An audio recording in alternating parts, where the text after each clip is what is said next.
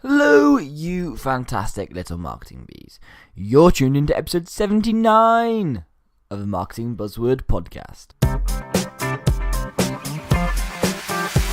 This is the Marketing Buzzword Podcast, the podcast where we dissect the world's most common marketing buzzwords. Hold on tight. We are about to fly around the beehive to see the latest buzzwords that stuck to the marketing bees.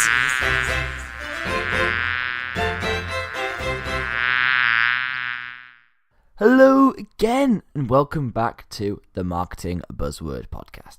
This is the podcast which helps you to understand what all of these business and marketing buzzwords actually mean and help you decide whether they're going to be helpful or not going forward. I'm your host, Ben Roberts, and in this show, I'm the marketing bee in charge of making sure I can get on the right guests and ask the right questions to make sure that these words and phrases actually make sense. But in today's show, we're going to do something very slightly different. We look at buzzwords versus jargon, asking some of the key questions in what is the difference and how should we not use buzzwords and jargon. It's really, really interesting. Before we get into that though, I need to let you know this podcast is powered by Talkative. Talkative is a company that brings together live web chat, web calling, video calling and co-browsing together into one package embedded into your website. This allows you to offer a superior customer service, actually convert more web traffic into sales as well with a human-powered communication. Check it out at talkative.uk. You will not regret it. One final thing before we get on to this week's guest. If you are enjoying the show, please do leave a review on iTunes. I really, really do appreciate it. And obviously, just please be as honest as possible. And if it's higher, then amazing. Right, it's time to introduce this week's guest. God, Ben, shut up sometimes. Right, so this week's expert buzzword bee is a guy called Roger Edwards. Roger helps people keep their marketing simple in a world where business bullshit and complexity threatens to stifle success. An experienced marketing professional helping businesses with their marketing strategy, content and social media. Roger's clocked up many years in the big corporate world as a marketing director of several UK financial services brands before getting out of all that and starting his own consultancy. He now uses his expertise to guide his clients in designing engaging campaigns and is known as a prolific content creator and podcaster. And as a speaker, he's also host of the Marketing and Finance Podcast, which is doing amazingly. I think he's about to hit episode 200, maybe, at the time of recording this. He's also a qualified yoga and exercise teacher. Roger has been known to ask his clients to take off their ties and put on their trainers, taking their fitness as well as their marketing to the next level. So, it's not more than enough from me. Let's get on with the show. Hi Roger, and welcome to the podcast. Hi Ben, how are you doing? Thanks for having me on the show. Oh, I'm not too bad at all. It's a classic, dreary, rainy day in South Wales, so who am I to complain? Yeah, it's pretty dreary and pretty windy up here in Edinburgh as well, so there we go. Well, I think we're definitely two of the wettest sort of countries around, really, so I think it's not really a surprise.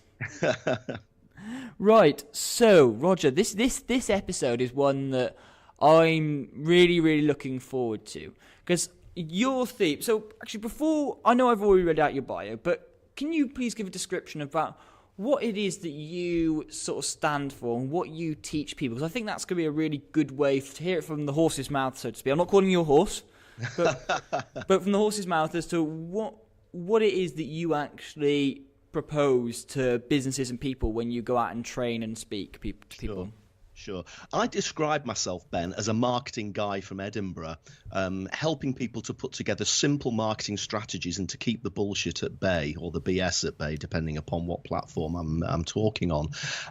Before I became a consultant, I've been a consultant for about 7 years now, but before I became a consultant, I spent a lot of time working in fairly senior roles in big corporates in marketing roles. So marketing assistant when I very first started, working my way all the way up to marketing director. director.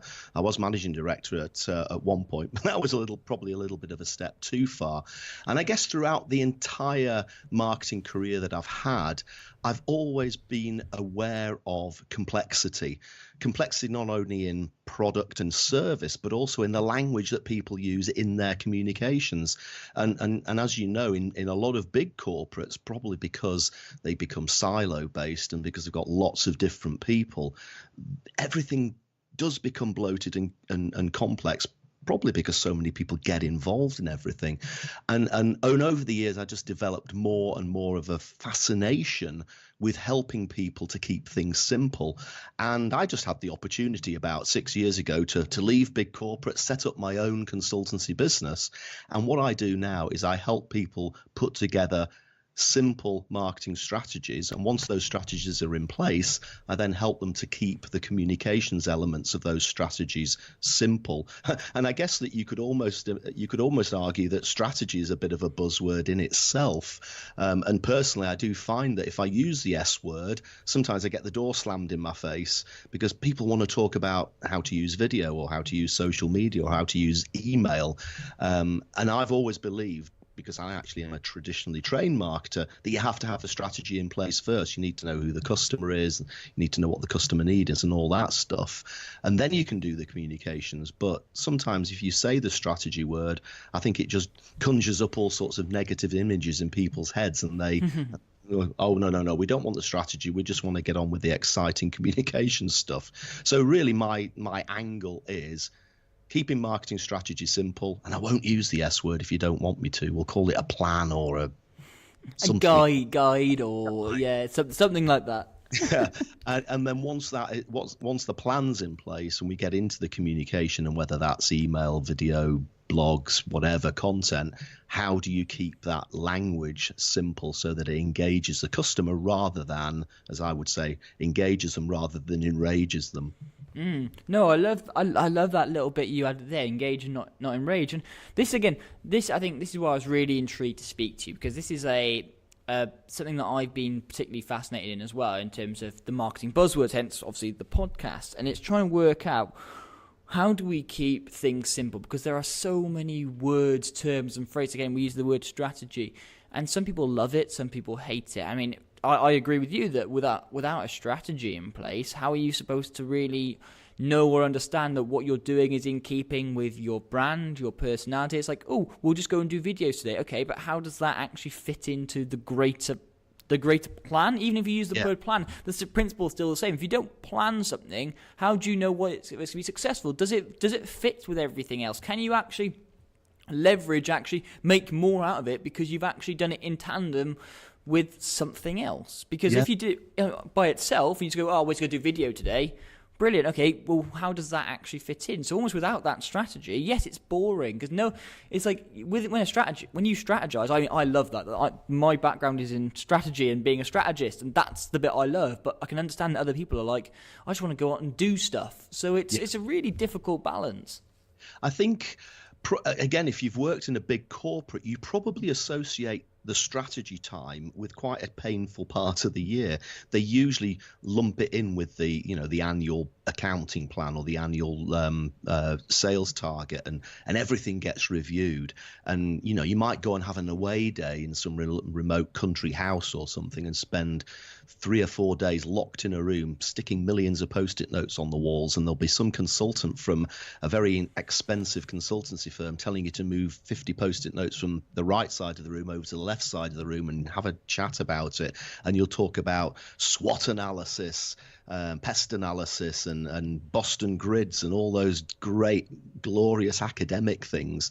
And I mean, they're all valid things, and lots of companies have built very impressive, very profitable strategies off the top of them. But they can get complicated, and they can suck the life out of people. And I do think that people associate strategy with those painful times of the annual corporate cycle. And what I'm trying to do is to get people to actually see that it can be done in a much simpler way, and actually it can be quite exciting. And if you can really get into it, then overall your marketing experience, your customers' marketing experience, is going to be a lot better, because you'll understand them more, and you'll communicate a lot simpler with them. Yeah. Now, this is where I think I'm not sure whether we're going to completely agree on this or not, Roger. And I'm intrigued to hear your thoughts. Then, okay. The difference between then jargon and buzzwords. So, I think we're in complete agreement that actually once you strip out. It's almost like keep it simple, silly, keep it simple, stupid, whichever way you want to do it, is actually that should be a marketing strategy, because that way everyone buys in. Now, for me, I don't necessarily have a problem with buzzwords, provided that they are used in the right way that actually people can understand them. And again, actually, whether people outside of marketing understand them or not, does that matter? Because as long as everyone within your marketing team or sphere does get them. The bit that maybe I think we are very much aligned on is that jargon almost has very little place. So, all this blue ocean, blue sky thinking with we're going to run it up the flagpole and dig down into the trenches, all that stuff just blows my mind. So what are your thoughts? Where do you come from on that sort of line of thought? Yeah, I thought a lot about this in advance, because you sent me a few questions in advance, and I actually wrote down 3 things: jargon, buzzwords, and management speak. And I think that my personal opinion is that jargon and buzzwords can sort of be the same thing. I think that each particular industry has its own set of jargon. So, I mean, you could be a car mechanic, and you could talk all sorts of petrol head terms that people like Jeremy Clarkson would understand, but the average man on the street, I have no idea what a carburetor does, or transmission, or anything like that. So those industries have their own particular pieces of jargon.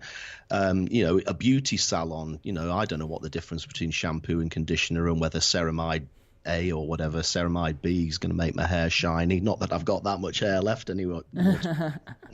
And a lot of the work that I did earlier in my career was in the insurance industry, and the insurance industry is awash with its own sort of jargon, and they particularly like 3-letter acronyms. So you could have a conversation about critical illness insurance, but you call it CIC, CIC, and sometimes it would be accelerated CIC, so that's called AKIC, and sometimes it's standalone, and that's SAKIC. So you could have a conversation about kick and say, well, it's either AKIC or SAKIC. Now, a man on the street is going to say, what in the name of God are you talking about? And that's industry jargon.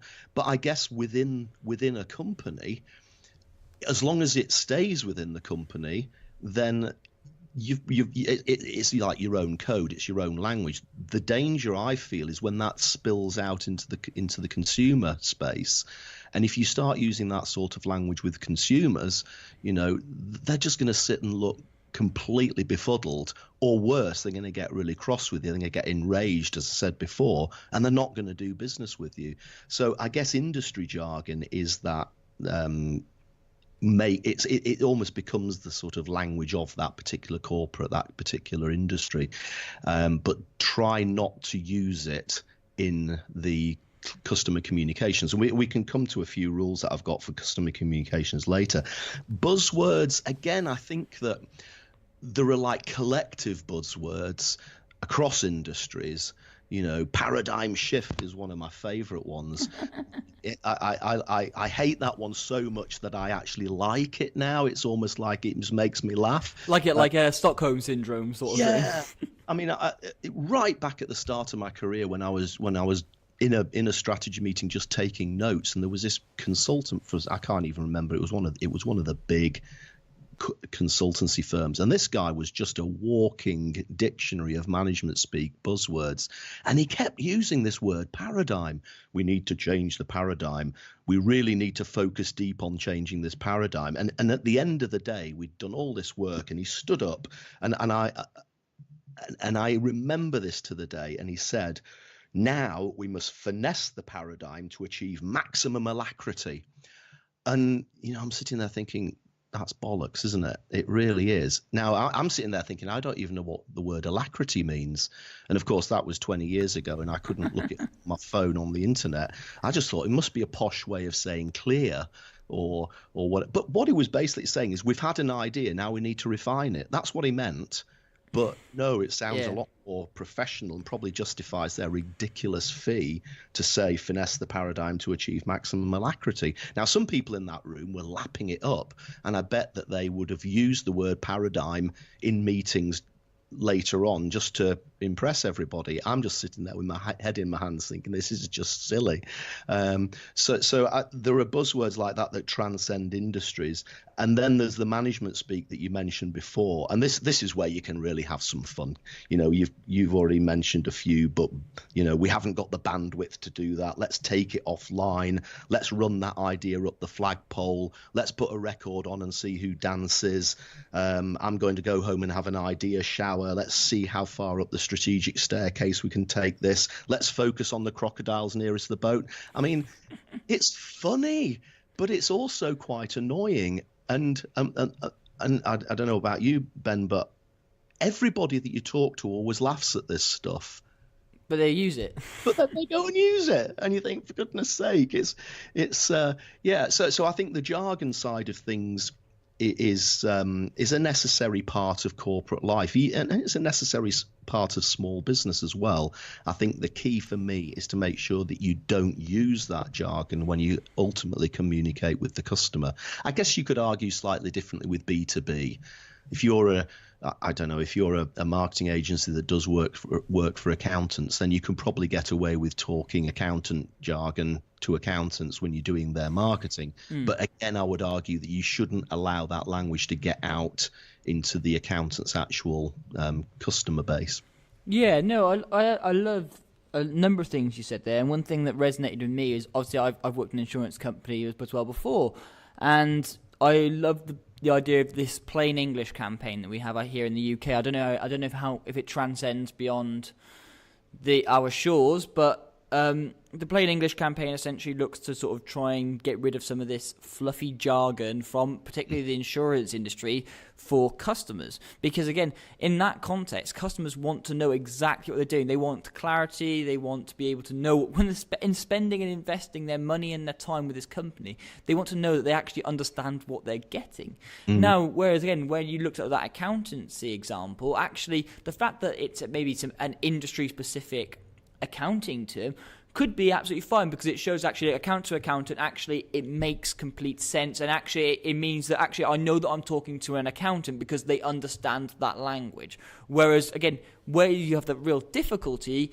is then when it spills over, like you mentioned, between the business and the customers, and that's where buzzwords and certain types of jargon get a real bad reputation when they don't necessarily have to. Within an industry, they could be perfectly fine and acceptable, but when they leak out into the world of the customers, that's when it creates all sorts of nonsense. I've seen one of your talks where you've talked about mumbo jumbo, bamboozling, and it is completely bamboozling. And it's like, as someone who doesn't know about that industry, that is horrible. If you work within that industry, within your own business, or you talk to other people within your industry, using some of these technical buzzwords, so say we work within marketing, using terms like user-generated content, maybe using terms like relationship marketing, using other things like that, chatbots. Now, maybe as marketers, we understand that that's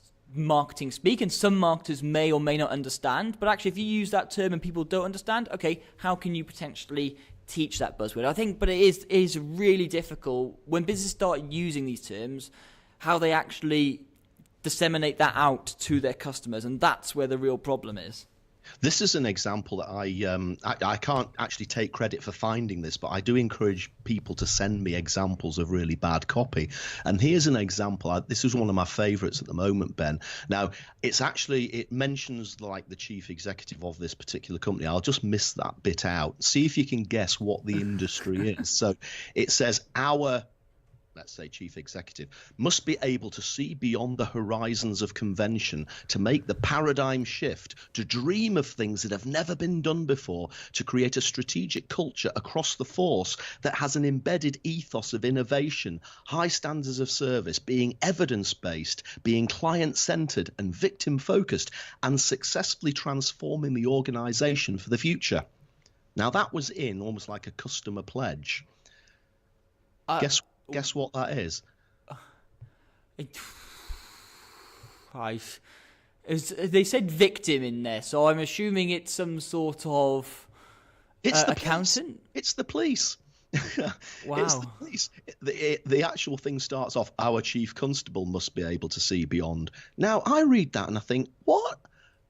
The police, all I want to know is that you're going to keep me safe and you're going to nick villains.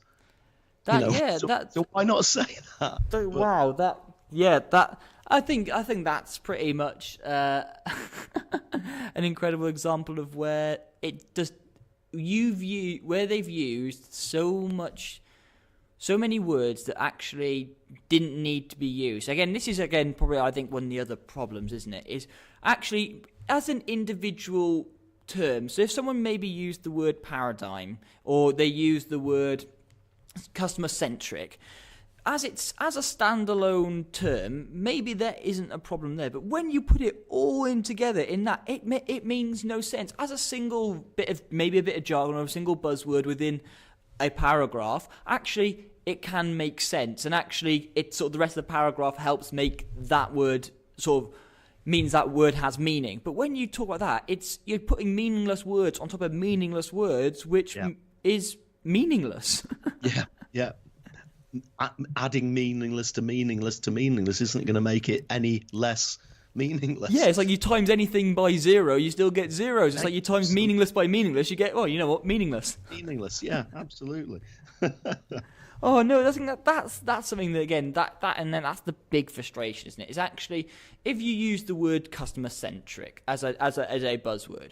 Now again, this is something I think actually look, this is great. Businesses can talk about being customer centric, but if they use that in isolation and actually build terminology and say this is what customer centricity means for us, this is how we aim to apply it, this is what our promise is to you, and it's done in a way that this is our buzzword that we can align ourselves to, that you can understand and will help you understand it, then it makes sense. But when it's just in that I can't even describe how meaningless that paragraph was.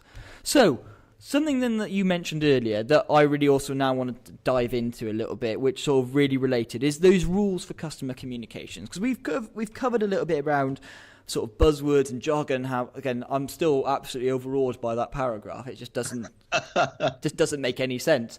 So we're now we say we are the police now, and so.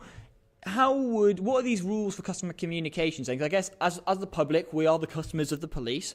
What would some of these rules that the police or another business could apply in terms of their customer communications in order to stop horribleness like that ever entering entering my ears ever again? Yeah, I actually have 3 rules, and these are I'll talk you through them. So the first one is assume the customer knows nothing. And again, I think that one of the issues that you have, whatever industry you're working, whether you're in the police, and as I've said, you're a car mechanic, beauty salon, insurance broker, whatever it is, there is language that you become used to day in, day out, and you become immune to it. And you understand immediately what you're talking about. You know, the difference between active investment and passive investment would be an example for financial services.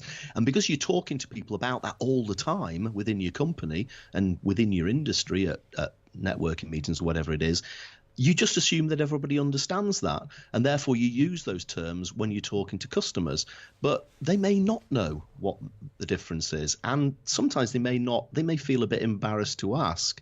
So I always say assume the customer knows nothing. So if I go to a garage, they should assume that I don't know what a carburetor is or that what transmission on a car is. And if you assume that your customer knows nothing, then any question that the customer has and any answer that you give them has to be in its simplest form, because you have to explain the very basics. Now, I suppose that there is a slight danger that some people might feel a bit patronized by that. But I think on the whole, most people would actually quite like to be communicated with simply and to have things explained to them. So don't assume that everybody knows what passive investment is. Don't assume that everybody knows what active investment is. Just start from the very basics and then list what all the questions could be, what is passive investment? What is active? And then answer those questions in the simplest way that you can. And you'll make a massive step forward in simple communications. So that's advice piece number one. Advice piece number two is to talk in your customer's language. Now, as part of the strategy that we'll have gone through, hopefully, that we were just discussing earlier, Ben, you'll have worked out who your customer target is, and you can call that, and again, we might get into slight buzzword territory here, but you could call them an avatar or a pen portrait. I've heard pen portrait before, or ideal customer. But you'll know who your customer is, and you know what language they use and how they talk. And try to talk to them in that language. And I always use an example here is, if you go to the pub or a coffee shop with a customer, on the whole, you're going to have a normal conversation with them using plain English and using chatty language. If you go into the pub and say to somebody, I'll just go to the bar and get us a couple of pints. That's what you'd say, isn't it? Yeah. I'll go and get us a couple of pints. You wouldn't say, 2 pints of fermented hops served in a cylindrical clear vessel of fused silicon will be procured by me at the bar for both of us to drink. Why wouldn't you say that, Roger? That's perfectly normal. Because your person would look at you as if you were going absolutely crazy. But effectively, a lot of companies sort of use that language. They talk in passive sentences. Instead of active sentences, they add in those silly long words. It's almost like you go to a Michelin star restaurant and they have a burger, but instead of saying it's a burger, it's like a rounded patty of pork and At the highest grade premium beef yeah. sourced from the most locally domesticated vegan That's exactly it. And I suppose that's part of the experience in that particular environment, but I don't think on the whole people talk like that. So again, talk in your customer's language. One of the things that I often do when I'm writing stuff for my customers is I'll do the first draft purely by turning Siri on my iPhone and chat and talking the copy into my phone, so that the first draft is effectively just me talking. Now that might not work every time because I'm not the customer in a lot of cases, and I have to bear that in mind with the particular client that I'm working with. But if you chat into your phone, you're going to get a very nice, chatty, plain English version of what you want to say, and that's always a really good starting point for taking it further. What you're not going to stand there and do with your phone is talk passive language and all that fermented hops gobbledygook that I just went through before. You're going to come up with that basic, understandable starting point. And then I guess tip 3, and we sort of already talked about this already, is don't use the industry jargon, the management speak, the mumbo jumbo, and the gobbledygook. And that's when you avoid using, your paradigm shifts and bandwidths and customer centrics in your customer communication, because that's just not going to engage the customer. It's going to really annoy them. Yeah, no, I absolutely love that. I think that's just I like those 3 rules because what I like about these rules in particular is, 1, they make sense. It's 2, they're actually quite short and sweet, which actually means that people don't have to suddenly try and decipher even what those rules even mean. You look at some rules and they're actually like a couple of paragraphs long. And it does that loses it in itself. It's like a rule should be short, sweet, like the 10 Commandments. They're written on a flipping stone tablet, and they're about six words each. Thou shalt not kill. It's quite simple to the point. Everyone can understand that, no matter where they are in the world. No, that's right. One of the things about being someone who champions keeping things simple is you've bloody well got to walk the talk. And there you see, I've already used a bit of jargon there. Buzz.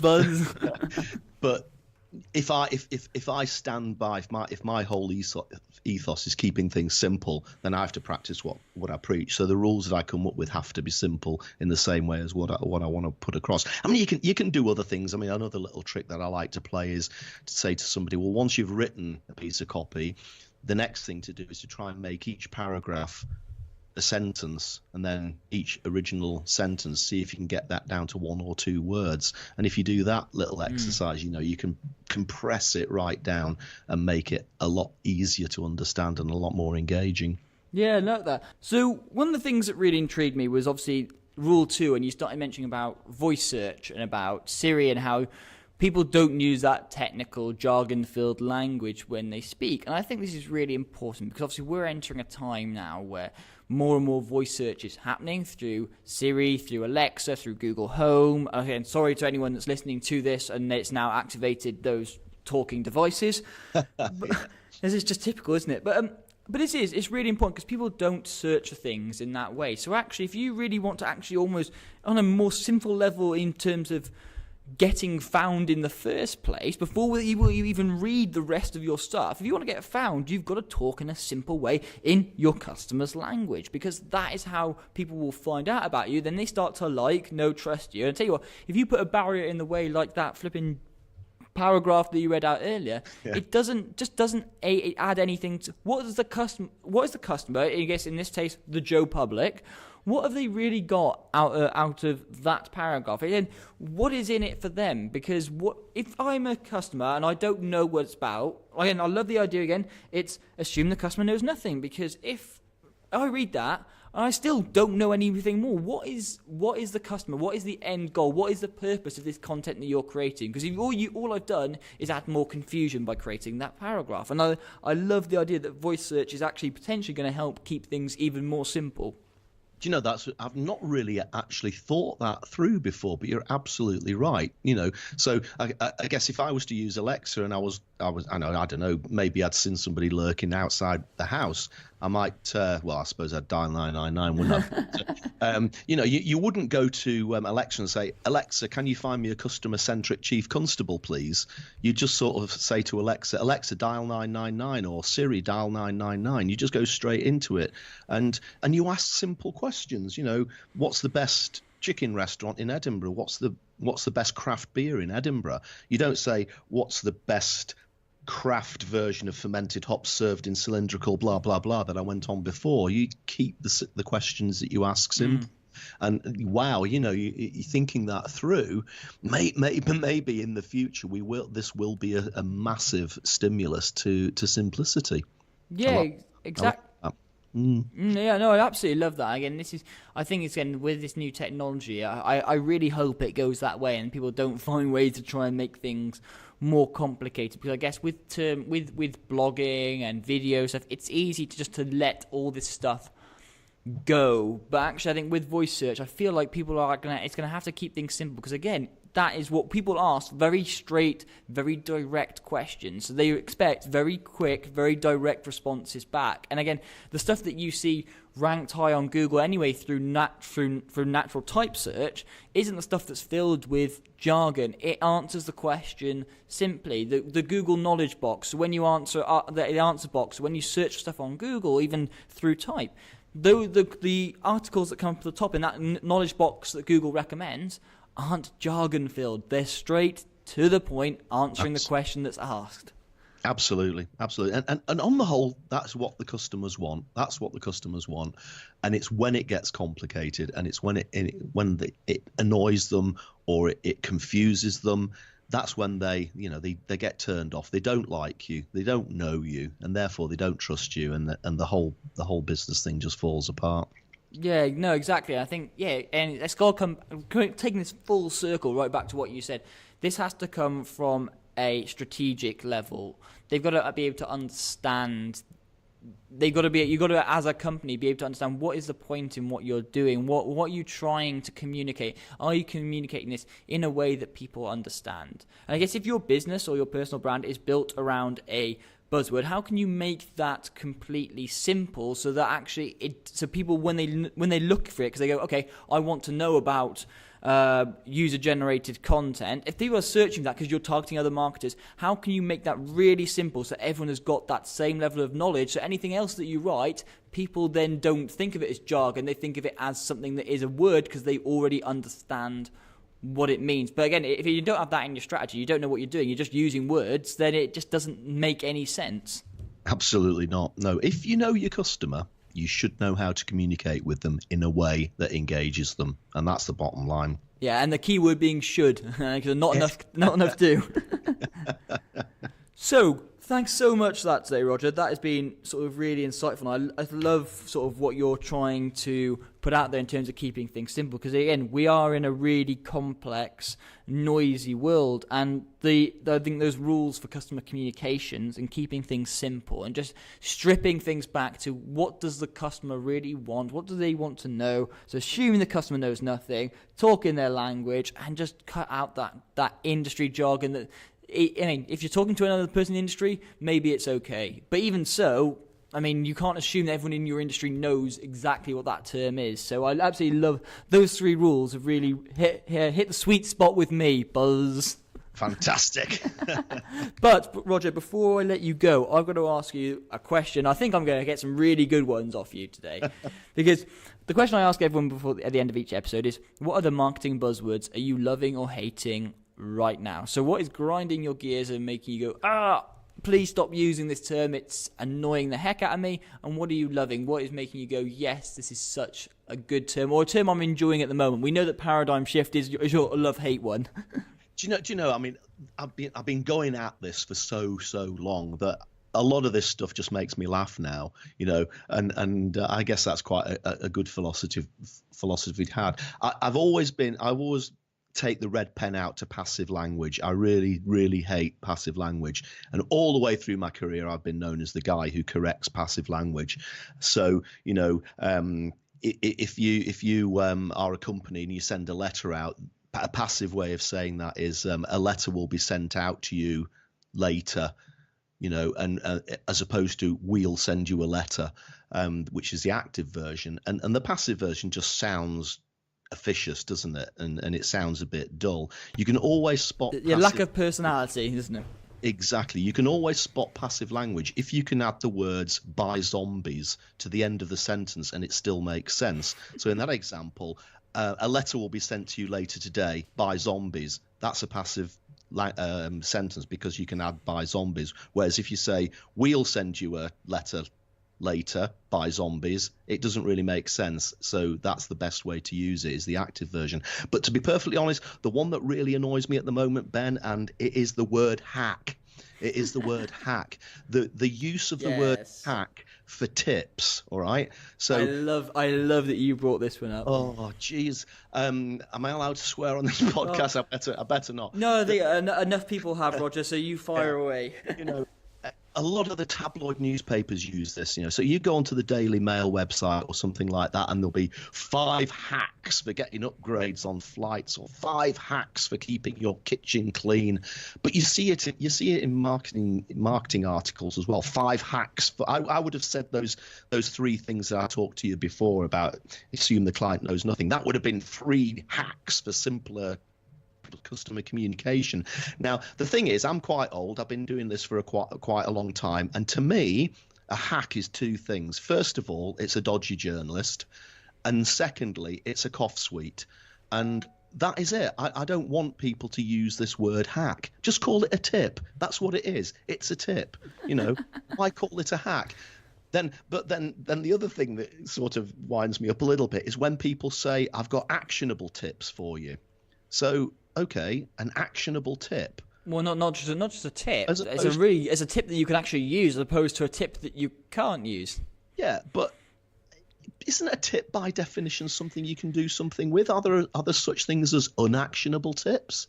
Well, yeah, and again, this comes back to the voice search, keeping things simple. Who search for, I'm looking for actionable tips on stuff? No, I'm just looking for, how do I do this? I'm not looking for, I'm looking for an actionable how-to step-by-step guide to the fermentation process of beer. It's like, how do I make beer? Yeah. So yeah, hacks is my, that's the one that makes me curl up. The funniest one I've heard recently, and this really did make me laugh, was again, it was in a corporate environment, and they had a few projects that they probably shouldn't have carried on with, and because of the strategic sort of process we were going through, there was almost this light bulb moment where the marketing director thought, yeah, we're going to have to stop doing a couple of these things. But instead of saying, I think we should stop doing that, he said, we're going to have to cold towel this project.